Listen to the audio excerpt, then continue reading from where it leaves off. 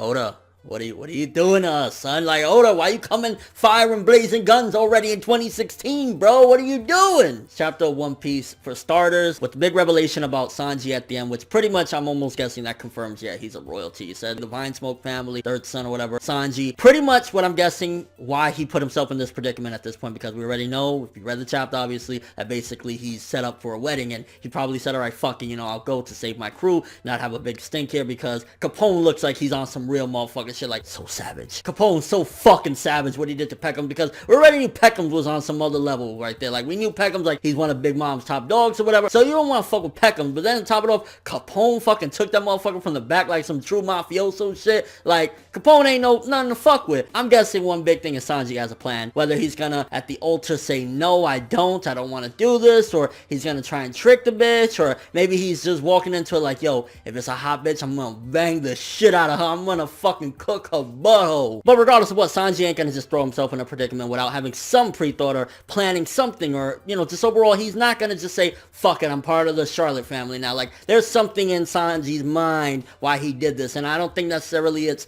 to include his crew in this either. Like, he's probably not, like, hoping that Luffy comes in and stops everything, although maybe in the back of his mind, like, that would be cool, but he's not gonna want to put his crew through a big stink. So Sanji's gonna either go completely with it, just to be like a martyr for his crew, which I still don't think he would want to do that. He probably has some sort of plan. And Capone in this chapter, like, yo, coming in this shit, like, I ain't gonna lie though, he definitely felt a little bit like a fraud when he was like, oh, the big massive waves that your captain created and I'm just coasting on them right now. I'm like, Capone, why you making it, like, stop giving Luffy all the credit. I mean, you know, you were there too, but like, that's kind of make me look at Capone like, oh, okay, I see exactly. Like, I already know more or less about Capone, but like, this pretty much puts everything into perspective about his character. He's just like, I'm gonna do everything on the sly, and he's a mafioso guy. He's like, I'm a sly motherfucker, I'm gonna take the credit even if it's not mine, I don't give a fuck, and I'm a beast. Like, Capone is that motherfucker. I definitely think as many times as we've already heard about Momo being depressed in the room and a lot of different things about Momo, something big is being set up there. Oda is setting some sort of signs. I don't know what it's gonna be, whether Momo's gonna have a big key role in all of this, or the reason why he's been keeping him in the dark for so long is that when the minks do eventually see Momo and he maybe goes into his, you know, normal human form, they're gonna freak out and they're gonna betray the Straw Hats and say, it was you that sent Raizo here, you did everything, something along that. Maybe they're gonna think Momo is Raizo and they're gonna try and, you know, fuck with the Straw Hats. So I'm guessing that's why Oda has done that up until this point, but ultimately the reason why he's been continuously reminding us, like, yeah, Momo, he's just keeping himself away, you know, he's depressed and stuff like that, is when he finally does show up and maybe in his, you know, Wano suit or whatever, you know, his look or whatnot, that's when the minks are gonna say, you might be responsible for what happened to our place and now you're trying to play hero and shit like that. So I'm guessing we might see something along the lines of that soon enough. And then Capone with his 300 million berry bounty and his Shido, which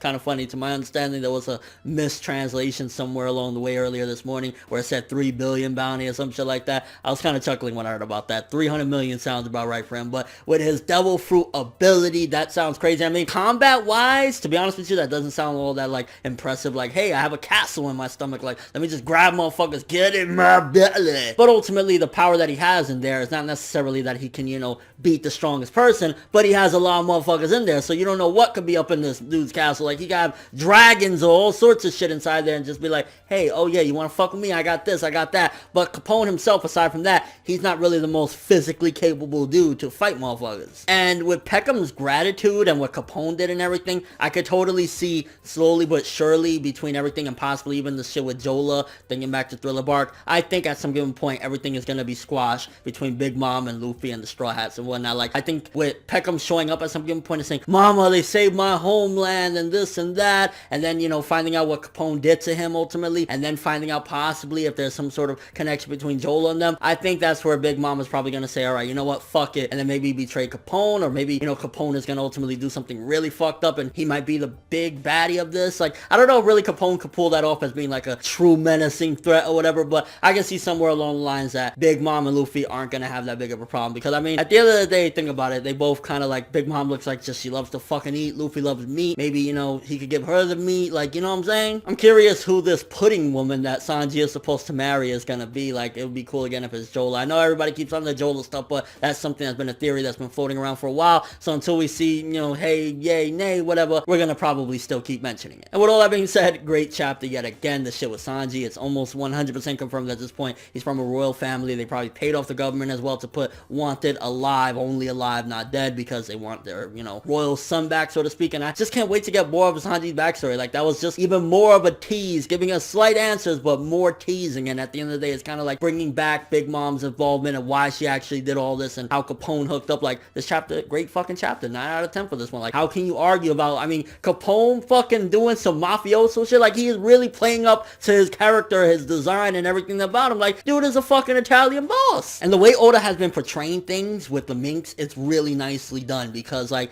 almost every arc in all of One Piece, we've never had an island of people that were able to combat whatever threat comes their way. But the minks, like Capone wanted to do this shit on the slide so that the minks don't know everything. Like, the minks having that power is something really good, so that way, like, rarely people are gonna fuck with them. It took Captain Jack to come in that motherfucker with all the crazy Kaido people to fuck their shit up, because the minks ain't no joke. So again, I appreciate that Oda ain't just making them like fodderized pieces of shit, especially this is New World. Like, we're supposed to have people that are on that level, so it's a good thing that the minks are actually living up to, you know, we're in Zou, we're in New World, like, good shit there. And again, great fucking chapter. Let me know what you think though, first of all. Who is Pudding? Do you think Sanji actually has a plan in all this? Like, Capone, do you think he could potentially end up being like one of the big baddies of this whole thing? Like, do you see Luffy and Big Mom squashing everything once she finds out what Capone did to Peckham's and how they basically saved Peckham's homeland? Maybe she'll be grateful of all that. And what do you think about Jola? Could Jola potentially be the actual Pudding? And just hear what those in the chapter. Honestly, great fucking shit. I love this. Starting up 2016 real nicely, and Oda staying true to his promise that this is looking like the year of Sanji. But thanks for watching. If you enjoyed anything about this video, make sure to drop me a like. I'd greatly appreciate it. And if you want more from me, make sure to subscribe. I'm ForneverWorld, and as always, people, have an awesome day.